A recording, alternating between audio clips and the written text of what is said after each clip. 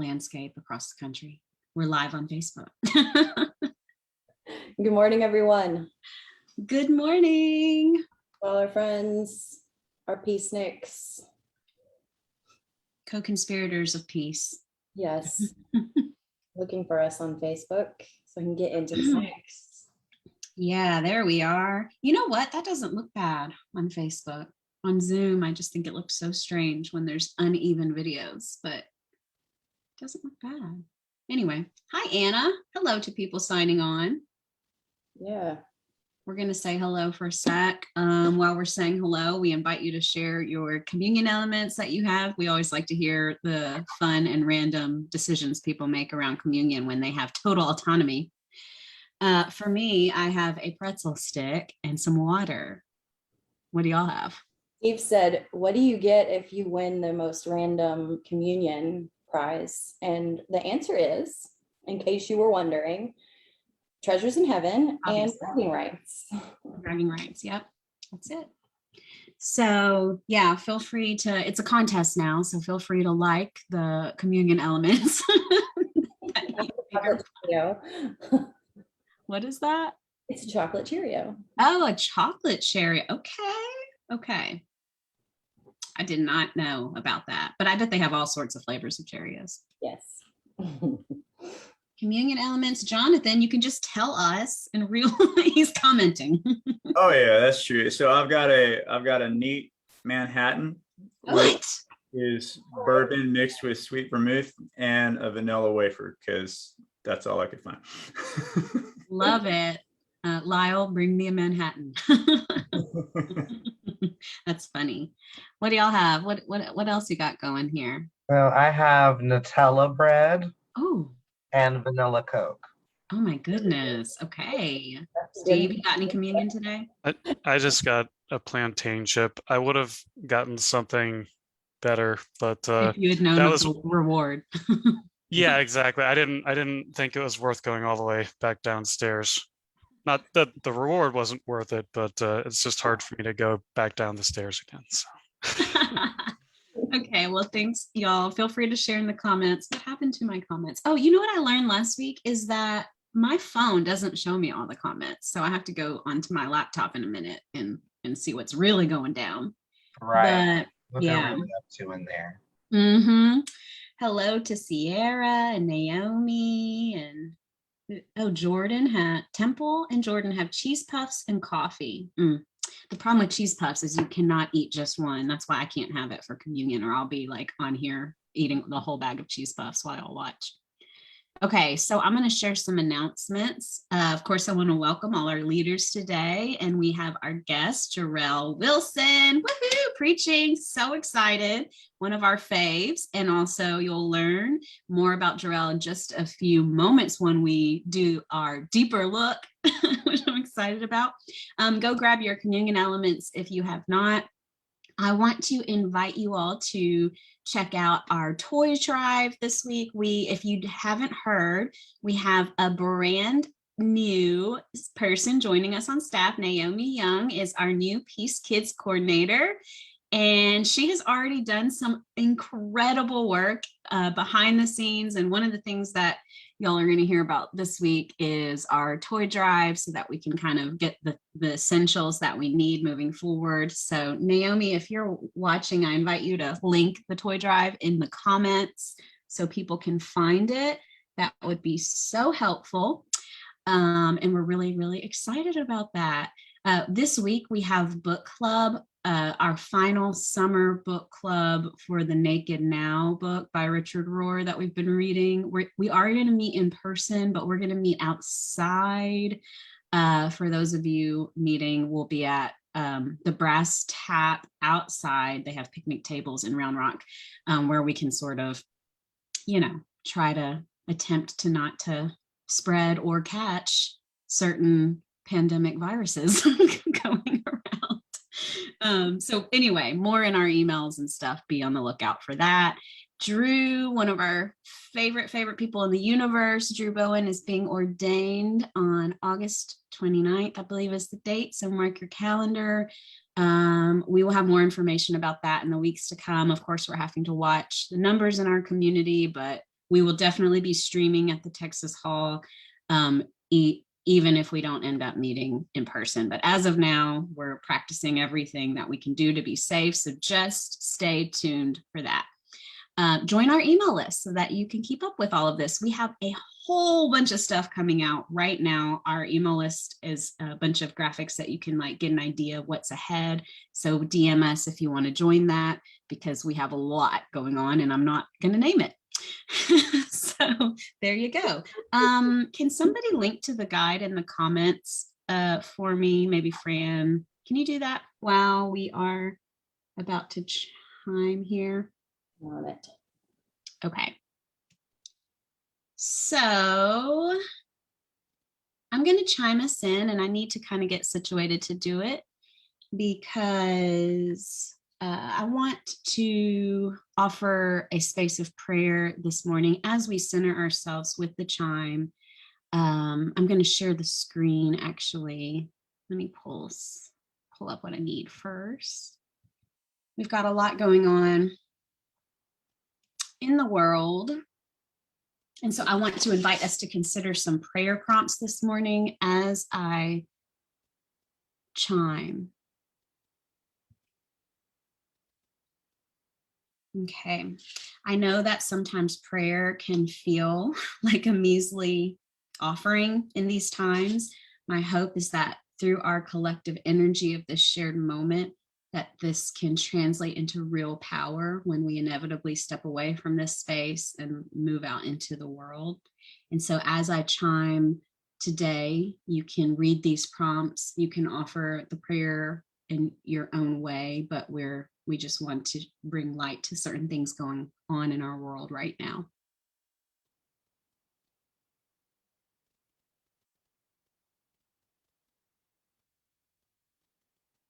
Making sure you can see it, and then I'm going to chime.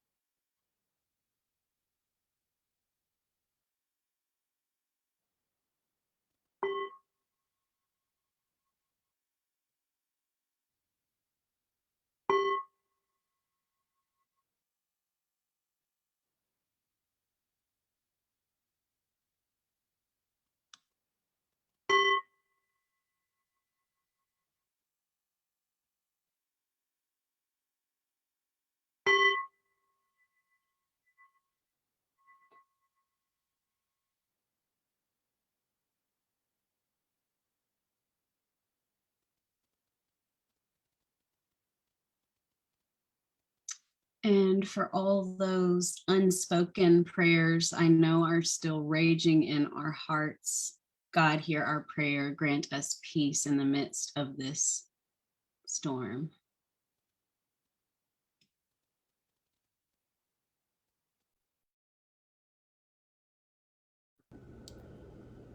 Well, I invite us now to kind of stay in this prayerful and contemplative headspace. So if you're willing, do that. And you can check out the lyrics to this tune. They're there in the guide. I pinned the guide in the comments, so you might want to pull that up. There'll be liturgy later, and this singing is always part of our liturgy. This is a song that I used to sing a lot back in my evangelical days. And it's very simple retelling a version of Psalm 103. And I like to sing it because it comforts me on days like today when everything's going on, to sing about the goodness and the character of the divine. So, this isn't in my normal repertoire, but I'm singing it today.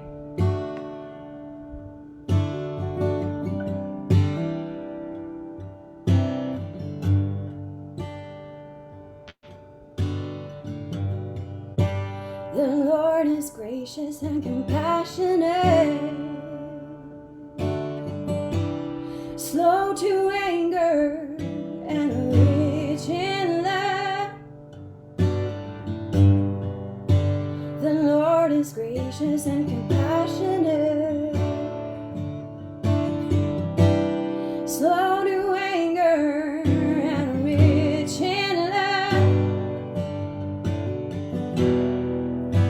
And the Lord is good to all. She has compassion on all that she has made. And the Lord is good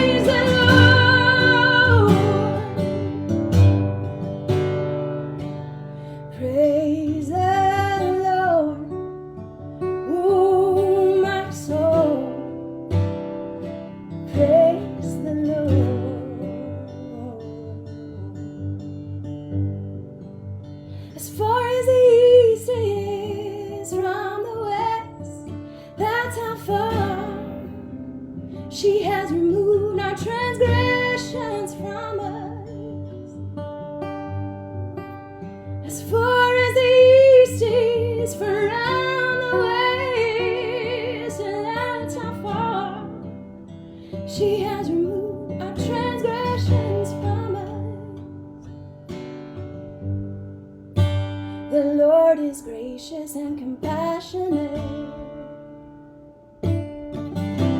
slow to anger, and rich in love.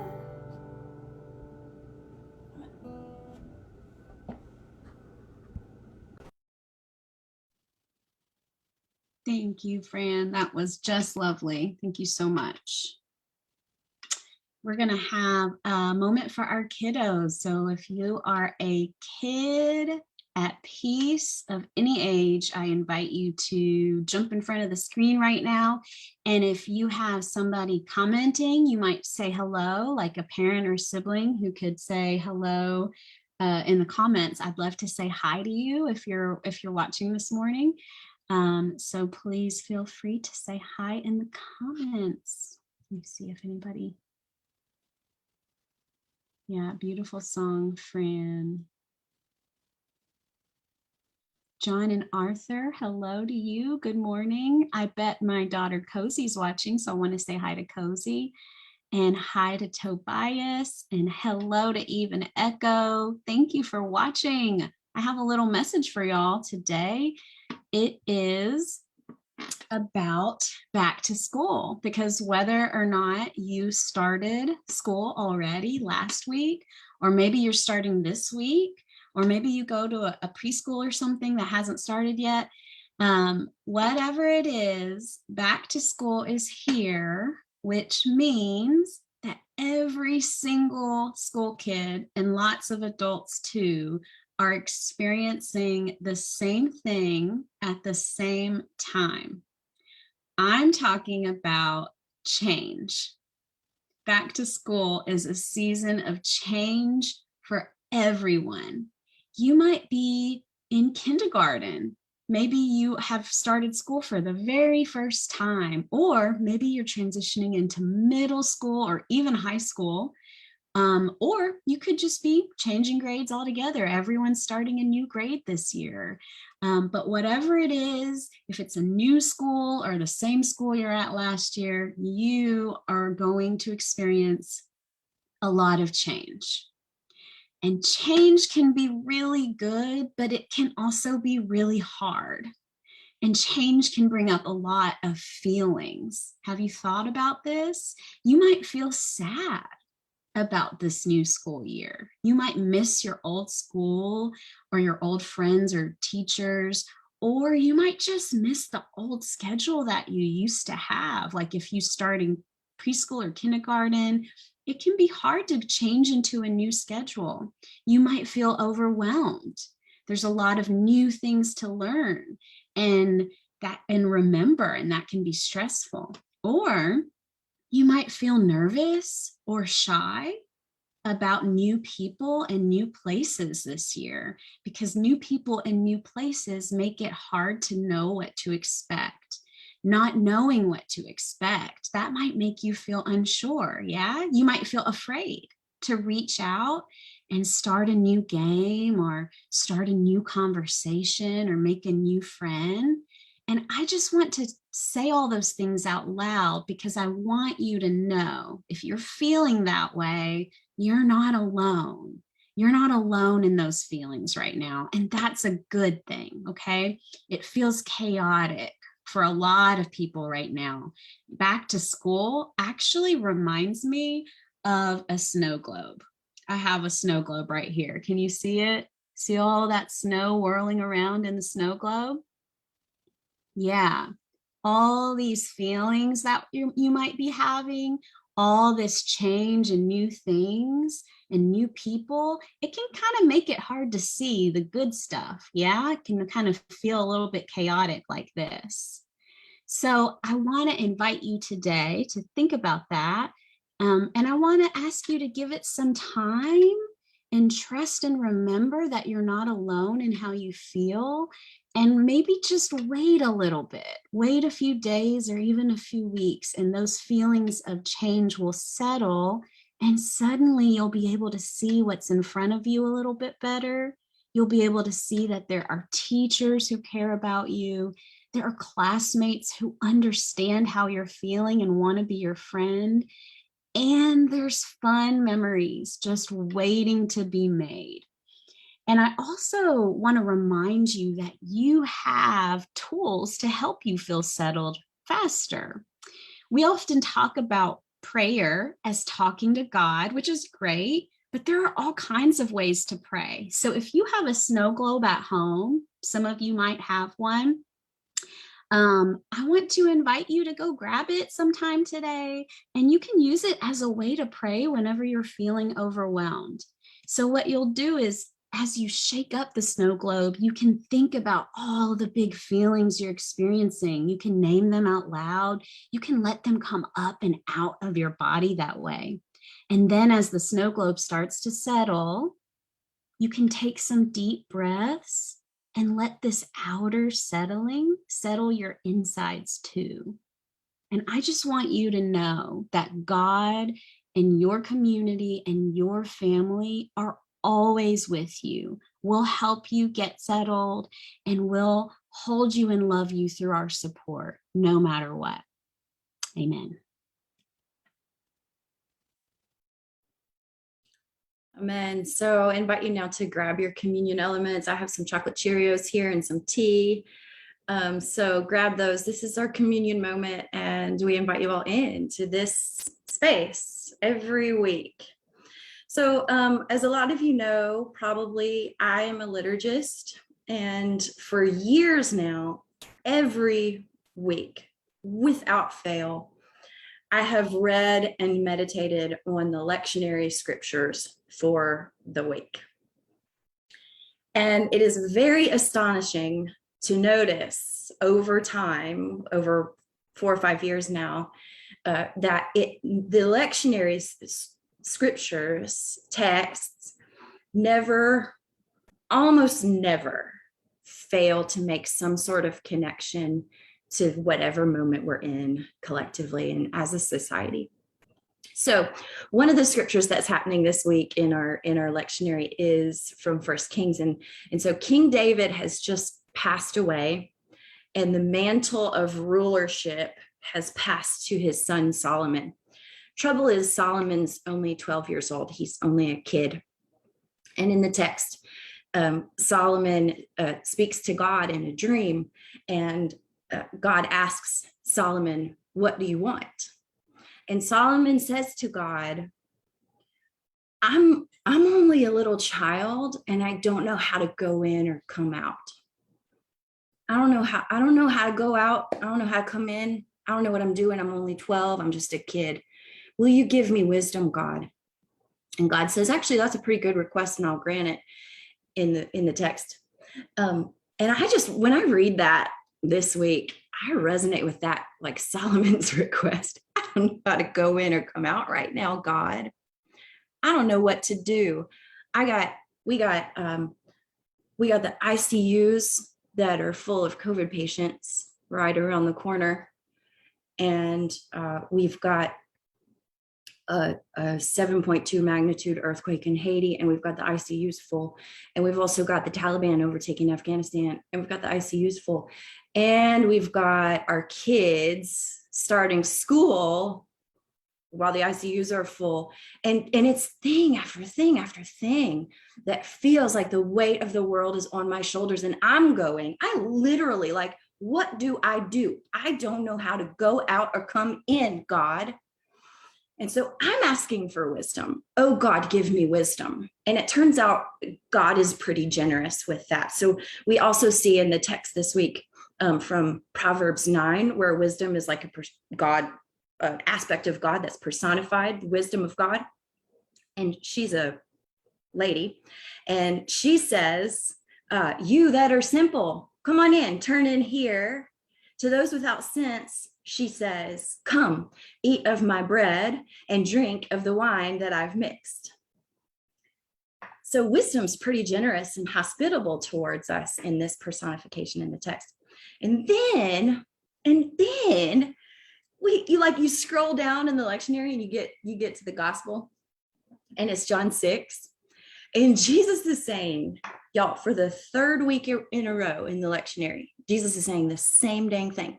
Jesus is saying, I am the bread of life. I'm the living bread that came down from heaven to fulfill you and nourish you. And here's what I want to share, okay? Anymore these days, as my theology has progressed and as my conception of the divine has progressed, here's how I hear anything that Jesus says. And here's how I view anything that Jesus does in the scriptural text. I see it as an invitation, that there's always this underlying invitation. Whatever Jesus is saying, I'm invited into. Whatever Jesus is doing, I'm invited in to do. Whatever Jesus is being, like the living bread, the bread that came down from heaven, I'm invited to be that too. So we got Solomon asking for wisdom, and we got Jesus saying, I'm the living bread that came down from heaven. And so are you, Fran. So are you. So are you guys. You're the living bread that came down from heaven. Here we are. We have everything we need. And the tricky part, the trickiest part is us maintaining our awareness of that truth. Is just us staying perpetually awake to the wisdom of God that is always available to us, that is always generous towards us, that is always hospitable towards us, and the bread of heaven that is always inside of us, nourishing us from within, from within. Here we are in this moment where we're invited to realize that we're it too. We have everything we need to get through this moment. We have the wisdom available to us. And the tricky part is remembering it. The tricky part is staying awake to that truth and like living outside the doors of our homes as though that were true and that were the case. And here's the beauty of this moment. Hopefully you've got a little reminder right in your hand right now, a little bitty tangible reminder. This is bread from heaven and you've already got it. No, like a priest or a pastor didn't have to give it to you. You got it. This is the living bread that came down from heaven. It's nourishing you from within. So as we take our communion elements, this is what we're remembering. We're remembering that we're it. We are the living bread that came down from heaven. We're the body and the blood of Christ on the planet. Yeah? So here we go. The Lord be with you. And also with you. Lift up your hearts.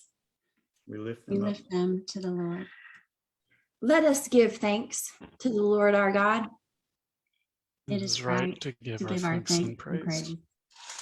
Oh God, as we eat this metaphorical bread and we drink this metaphorical wine, the wine that wisdom invites us to eat and drink at her table, may we be in remembrance that this is us. Here we are. We got everything we need.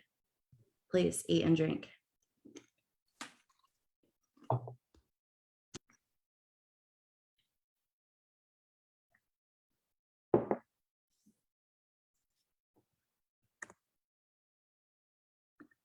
So,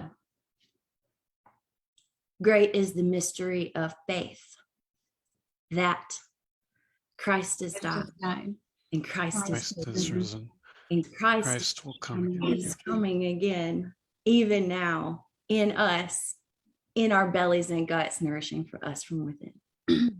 Amen. Thank you for that much needed reminder. I'm excited to move into one of my favorite spaces of all, the deeper look, especially when we have a guest. It's so much fun. So usually what happens is that we have 3 questions and then a bonus question. But today, all of the questions are bonus questions for Jarell. Oh, no. We're going to ask the same 3 questions. Jarell just doesn't know what they are because we didn't talk about it. So here's the first one. Are you ready? Yes. Okay. It's really easy. Just introduce yourself and tell us a little bit about you. Okay. Well, I'm Jarell. I used to be in the ordination process in the United Methodist Church. I am a PhD program dropout, a Beyonce scholar, self-proclaimed. And yeah, I have a dog and a cat and live in Detroit. That's pretty much me. Okay, I'm going to throw in another question because that was really short. What, as a Oh. Beyonce scholar, what do you think was the most pivotal phase in her life thus far? I think the most pivotal phase in her life was when she fired her dad and took Mm. complete artistic and business control of her career. I think when any of us takes control of our destinies, that's the most pivotal moment. When we realize that we can make decisions for ourselves, when we realize that we're more than enough, when we realize that we have everything that we need, as Fran alluded to. Ah, that was good. You could win a pageant with those kinds of quick thinking answers. Okay. Okay, so the next question is tell us like some quirks about you, things people wouldn't know unless you told them, but that make Jarell Jarell. Oh, well, I love plants. So I've been growing some. Let me go grab one. And I named them all. So this is Minerva, the Montserrat. She's named after Minerva McGonagall. And I've had her for like a few weeks or so. Oh, she's growing a new root. And she's been thriving in my bathroom, which I'm not sure what signal that sends. Love plants, and I love books. I would show you my small library, but it's in my living room and it's messy. So we're hiding in the hallway where y'all can't see how gross my house is. I love books, love plants, and yeah, I'm a collector. I'm kind of a pack rat. What's your favorite genre? Memoirs. So I just started a new one, Trejo by Danny Trejo, and it's all about his life. And so it starts in prison, and it's really good. Ooh, I love memoirs too. That's Mhm. good. Cool. Okay, so this is the bonus question that we don't usually ask. It's just like the one that we are asking, unique to you, Oh submitted no. by Fran because it's too brilliant. If you could create or invent a theology of anything, what would it be like? Like Fran would create a theology of singing or a theology of walking. So what would your signature theology So be? this was my PhD program. I was going to do the theology of Beyonce and show how she started in second wave feminism in her early career and has been working her way into third wave throughout her music, but it's also been like a theological development.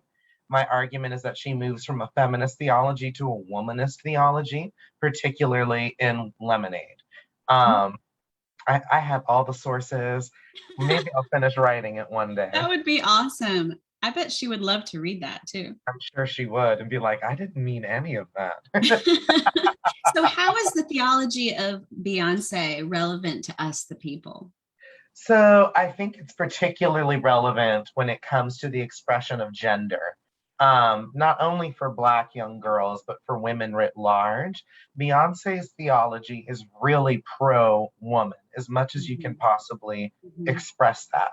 And not just the idea of straight women or able bodied women, but Beyonce's theology is specifically marketed to women on the margins.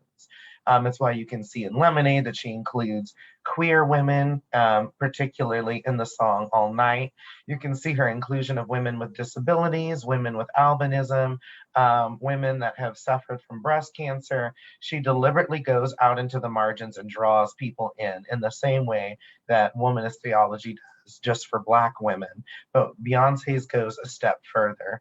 I think that that's useful as a praxis for us writ large, but particularly for women. It's an empowering message. It reminds people, particularly women, that they are created in the image of God, that their image is beautiful, that their images have value inherently just because it is and because it exists. Yes. Ah, love it. Okay, my favorite Beyonce live performance ever is the 2011 Billboard Music Awards, where she performs "Who Run the Around World." the world, yes. Yeah, but I love the line in that song where she says, strong enough to bear the children, then get back to business. Right. It's like one of my favorite lines. Anyway, that is so cool. Thanks so much for sharing that little snippet. I wish we could just interview you for like the whole hour. Oh, But Lord. It sounds like- last question, okay? Yeah. The last question. What are you particularly passionate about right now in your spiritual life? Getting back into creativity. I believe that all of us have some form of creative energy. And I've really, this pandemic, gotten into my pandemic mixtape, making music and really delving back into songwriting. And it's been really fun for me spiritually. Thank you so much. And I always tell people this, but but friend Jarell, follow Jarell on social media, because no, you like are always having something good to share. And even if you're going live to taste McDonald's spicy chicken McNuggets and review Which Burger King's is better. I'm just gonna throw that out there. So to keep up with Jarell, you can definitely follow on Facebook, Instagram, Twitter. I can put those in the comments. But thank you so much. Looking forward to your sermon in just a moment. We're going to let Jonathan read first, though. Thanks. Right. So I'll be reading Psalm 29 from the New Revised Standard Version. The voice of God in a great storm, a Psalm of David. Ascribe to the Lord, O heavenly beings. Ascribe to the Lord glory and strength. Ascribe to the Lord the glory of God's name. Worship the Lord in holy splendor. The voice of the Lord is over the waters. The glory of God thunders, the Lord over the mighty waters. The voice of the Lord is powerful. The voice of the Lord is full of majesty. The voice of the Lord breaks the cedars. The Lord breaks the cedars of Lebanon. God makes Lebanon skip like a calf, and Syrian like a young wild ox. The voice of the Lord flashes forth flames of fire. The voice of the Lord shakes the wilderness. The Lord shakes the wilderness of Kadesh.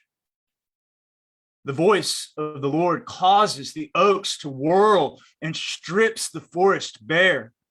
And in God's temple, all say glory. The Lord sits enthroned over the flood. The Lord sits enthroned as king forever. May the Lord give strength to God's people. May the Lord bless God's people with peace. We hear the voice of God through these words. Thanks be to God. Thanks be to God.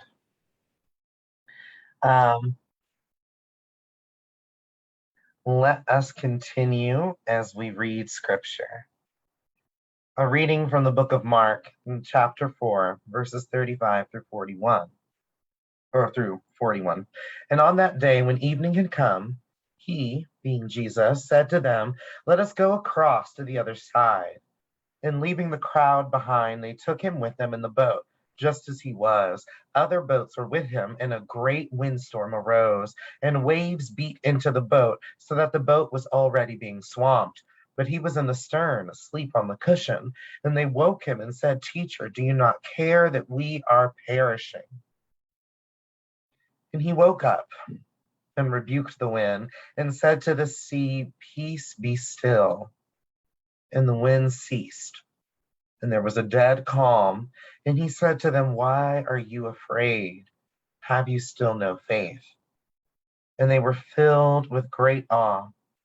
And they said to one another, "Who then is this, that even the wind and the sea obey him?" This is the word of God for us today. Thanks be to God. So I've often thought that the disciples get a bad rap. Here they are, the first people to witness Jesus's power firsthand, and yet we expect them as readers to know everything that he's going to do and to respond accordingly. Yet they aren't omnipotent narrators, they're human participants in the story of the divine. In other words, they're just like us. They doubt in the midst of storms because they've seen what storms and hurricanes and earthquakes can do, like the people of Haiti. They, like us, have lived in turbulent times when the empire appears to be unstable and insurrections are occurring and violence against minorities are common and religions are being forced upon people that don't want them. We look at the struggles of the disciples and they seem so distant from us, but really, we're living in a parallel to history. The problem with this narrative isn't the story itself, but the way we have been trained to interpret it. I want to argue that the faith the disciples needed most in this narrative isn't faith in Christ or in God, but rather to have faith in each other. Jesus wasn't just napping because he believed in self-care and was tired. He was sleeping because he trusted his friends would have his back.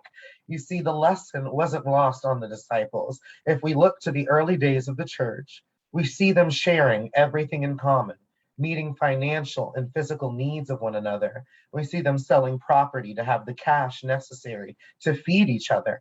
And we see them doing what my friend, Minister Candace Simpson, would say, passing the same $25 around.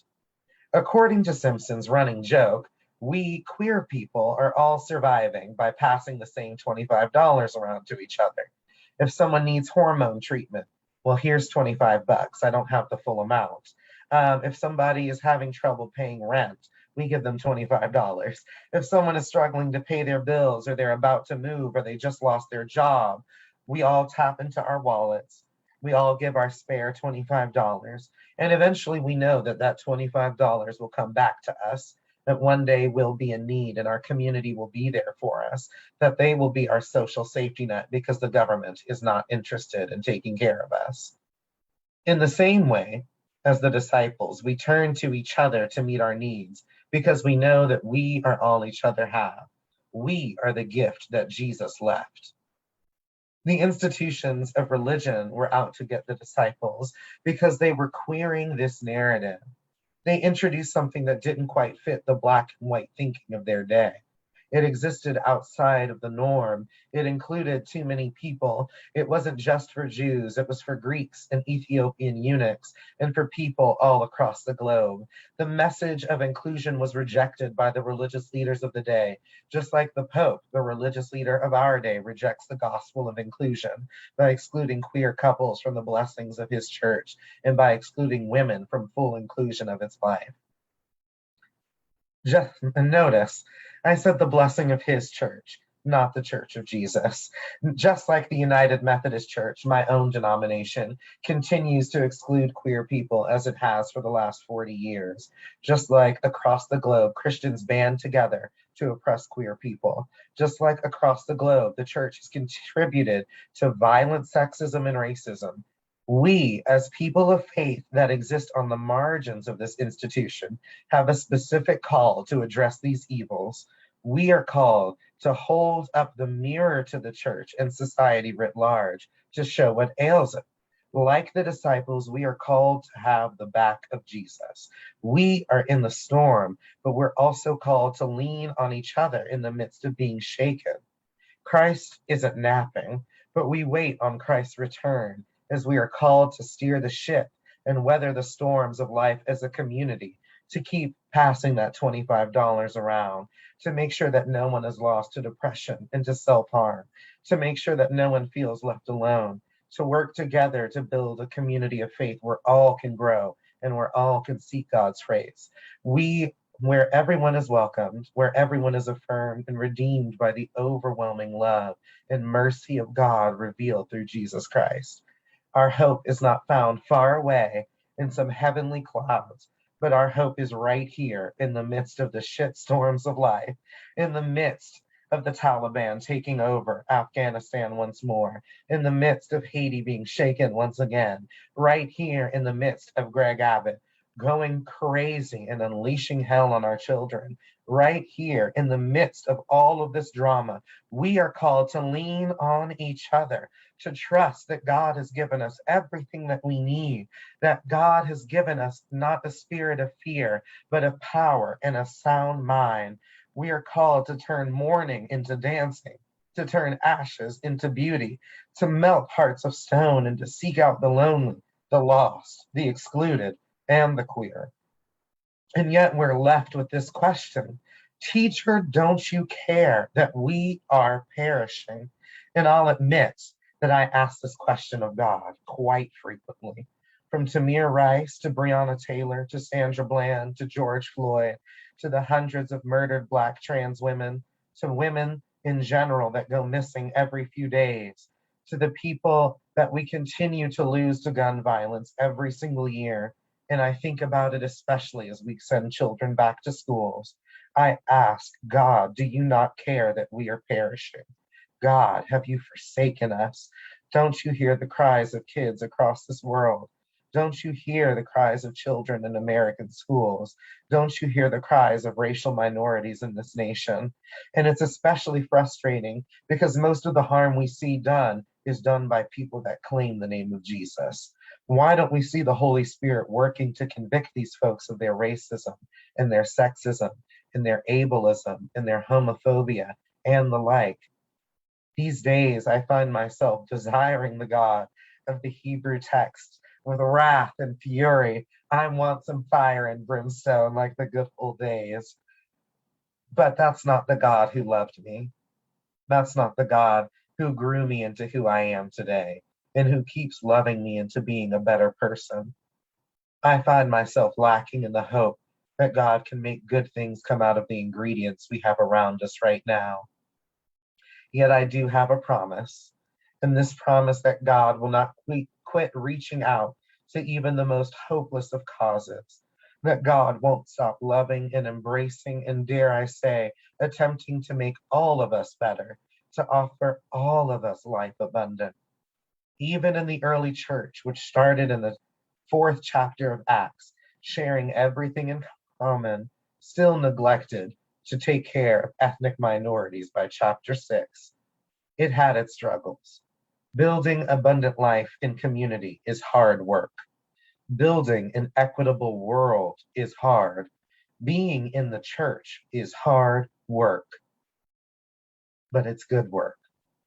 And it's the work we have been called to do in the midst of the storms of life. We may be battered and bruised, but we are not defeated. We may be tired and weary, but we are not left out. We may have fears, but the perfect love of Jesus Christ can cast them out, saying, "Peace, be still." We have power by faith to be hope in the midst of the storm for others, to be that peace, to be the calm waters. Amen.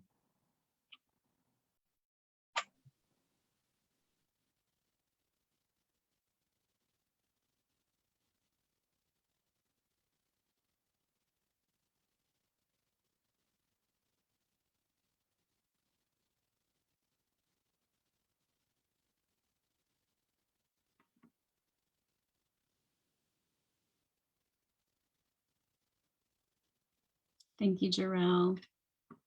We really, really appreciate your willingness to pour out all of yourself and all of your authenticity and your just everything, and be totally honest, because you bless us and you challenge us, but also it's like some solidarity here, that all the things you're asking of God, I just know so many resonate. Thank you so much for that word. And I guess Steve will lead us into the litany now. Thank you so much.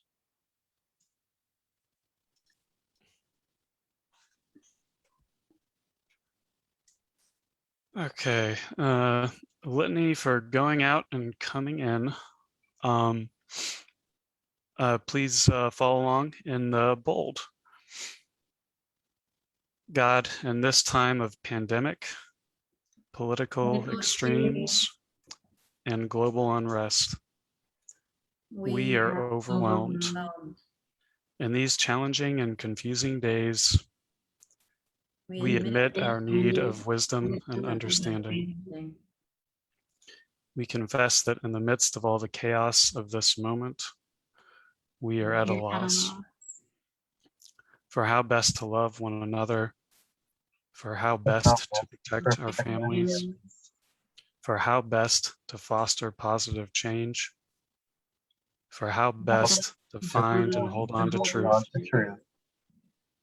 Keep us connected to our true work here, being peace and making peace, caring for suffering humanity, loving ourselves and one another unconditionally, practicing honesty and authenticity, creating heaven on earth. Our intention is to depart from evil and do good, to seek peace and pursue it. We want to be bread in a starving world and safe harbor for those in danger. Don't let us stray from our purpose and mission, and don't let us get distracted by all the noise around us. Keep us grounded in divine presence and attuned to your spirit within and around us. As we go out and come in, we pause to listen for the voice of wisdom calling to us, for the guidance we access by way of your spirit, for the nourishing presence that lives inside us. We give thanks for your trustworthy love and trust wisdom to show us the way with insight. Amen. Amen. Thank you. Thanks again to all of you for leading, and thank you to Jarell. Absolutely phenomenal. So needed. I cannot wait to go back and listen again. We'll put it up on our podcast so you can.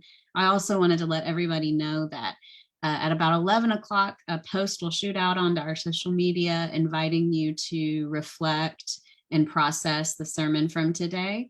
It was an idea. Thank you to David Stipik for requesting that we create that kind of a space, and we're starting it today, which feels so perfect. So if you have any thoughts that resonated, questions, encouragement for Jarell, or just whatever, we don't want you to forget, what you took from this. We really want to create a space where you can continue to process. Go check our Instagram or Facebook, and you can do so there just right after this gathering ends at about 11 o'clock. So feel free to do that. And I will read the benediction now. I invite you to follow along in the bold. I'll read all of it, and then we'll go on. We'll go back out. Lord, you are ascending God. You sent your word to create. You sent Christ to reveal. You sent your spirit to empower, and you sent your church to proclaim. Send us, O God, to renew the earth. Lead us by your spirit and your word. As your people, we now go. By our love, We'll make you known. People of God, you are sent. Go in peace for peace. Amen. Amen.